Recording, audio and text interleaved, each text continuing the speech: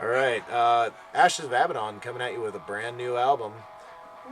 Yeah. Yes, We've worked our ass off to make sure to bring you a product beyond anything we've ever brought, and I think we accomplished it with many hours of work. We've been writing songs on this album for like 5 years. Yeah, some of them. Yeah, I mean, some of these have been around for a while, and we just are now finally getting to it because we have Mr. Mikey. Hello. It's been a great journey. Actually, I'm very grateful, you guys. Appreciate it, and I look forward to a long road. Yeah. Because we've only started, I believe. Justin couldn't be with us tonight, but he sends his horns for all the people. So, anyway, let's move on and talk about the album like we do every time. So the first thing you're going to hear when you pop the disc or the entire MP3 on your pod or whatever your listening device pleasure happens to be, the first thing you're going to hear is a song called Death, which is an instrumental. And it was written by the Justin. It's an awesome acoustic thing we pulled off, and, you know, it just sounded amazing. This is one that Justin came at us with a riff. Right on. So talk about the lyrical focus that you took on that one. Somebody really good in life who's been torn down and ripped to shreds, forced to be bad, I guess you can kind of say in a way, and you know, trying to find that salvation. It was a good one as far as for I go, because, you know, being the newbie at the time, that song structurally was really easy for me to come up with something to fit Brownie Hound. Number 3 is actually the album title, Disenchanted Congregation. This is one that was just a good collaboration of everybody writing and making a good, solid foundation of a song. Then once again, we took this and sent it to our buddy Crash. He takes and he listens to this song, no lyrics, there's no vocals, there's no nothing, just instrumental. Listens to it, paints what he hears, puts it down, he sends it to us, we take it, and we write what we see visually for the lyrics. There's a lot of really cool time changes, tempo changes, riff changes. Technically, it's one of the more intricate ones, I think. So number 4 is Call of the Void, which, if I remember correctly, began as Jesse's bass line. Yeah. Yep. And then it all just kind of exploded out of that. You know, the whole tempo of it, just always moving with the triplets. But musically, it matches the lyrical concept, which is that urge when you're at the edge of a cliff to just jump. Yeah. Or when you're at a precipice of a life-altering decision to just go for it. Right. It's the call of that void. Yeah. Bloodless Brainstain, that was, again, something that was sort of pre-written. It didn't have really, I don't even think it had a drum structure at the time. Brownie Hound, that one kind of took me a minute, I'm not gonna lie, to get down on the drums.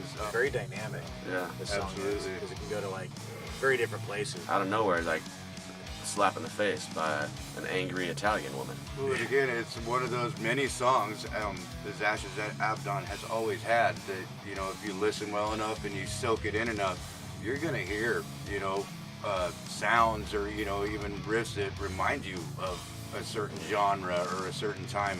It's good stuff. Oh, and Jesse surprised me one day and said, hey, I want you to record this verse of lyrics. And I said, okay, I will try. Wait, there's more. Because then Jesse says, how about we do this part with no guitars, just bass and drums, and you doing vocals. That's right. It was rad. And vocally, Derek does a lot more on this album than ever before. Yeah, I suppose that's true, huh? And all you musicians out there can relate to a lot of the 11th hour changes when you're recording and things happening like, oh, we should do that here. Oh, we should do that there. Oh, we should do that. Number 6, Restless Shadows. Restless Shadows. So I wrote these drum tracks and threw it at them one day in the studio and said, make a song. And they actually did. They were like, dude, there's no way, no way, no way. Next thing, you know, they just suddenly wrote a song. It was funny because we would just riff until there was a wall. And then the other person would be like, oh, no, I got this from here. And that person would riff until they hit a wall. And it's like, no, that's cool, I got this from here. It was just like this back and forth. Riff till you can't riff anymore. Jesse thought of like this whole little intro thing at the very beginning to kind of just beef up the launch of the song. This is kind of that song for us on this album. Because there's little bits and pieces for all of us, that were a challenge to play and pull off in a way that was gratifying to everybody. Climax. It humbled me in the best of ways as a drummer to actually have my bass player / frontman come over, you know, with a beat that he's created, and it actually be a pretty tremendous challenge to me. I loved it. This song made us all play better. Yeah, absolutely. It Especially definitely as it improved yeah, me as a drummer. rough. Yeah. Oh yeah. Warrior and the Witch. Warrior and the Witch. Well, that's it. Next song. That's all we can say about that. Warrior and the Witch, front to back, is an epic tale, just instrumentally. And one day we said, hey, let's name this awesome new song. And Justin said Warrior and the Witch. We all agreed because Yeah. it sounds like a Warrior and the Witch song. And one of the coolest things is that at every practice, or like 99% of the time, one of us says, all right, well, like when we hit that frustration point, it's like, let's play Warrior and the Witch. That's like a Absolutely. super motivating, like it charges you up, man. That song, you know, it'll get to your emotions if you let it, especially if you listen to the story, Brownie Hunt, you know, let alone the music that, you know, it takes you on a journey. It's just one of those songs. That was the song that I actually felt that I'd become, that was my initiation for me, you know, emotionally with the band, you know, coming together with these guys. When Warrior and the Witch came together, it was all of us.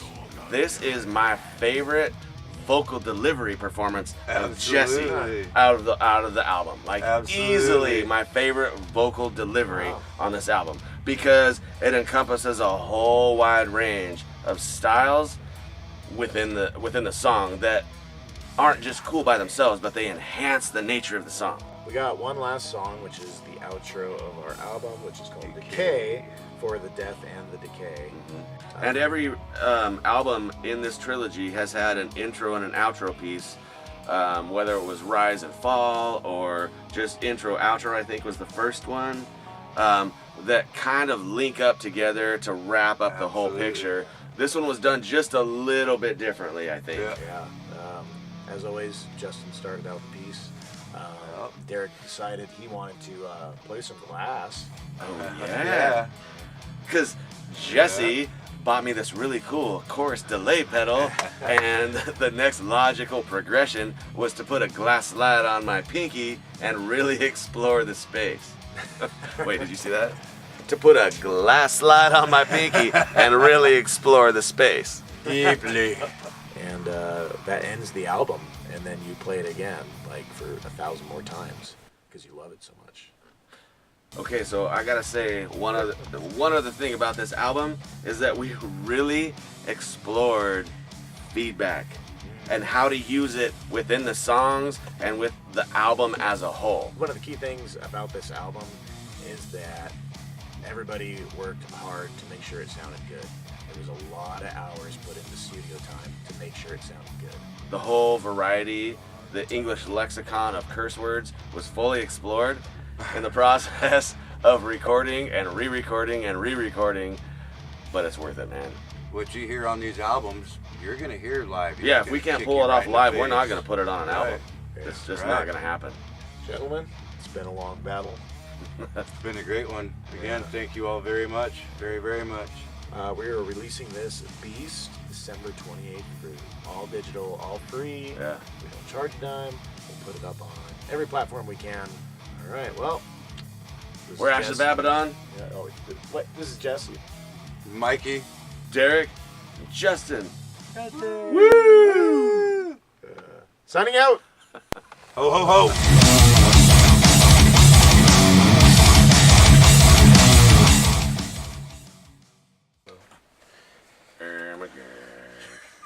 Ashes of Abaddon.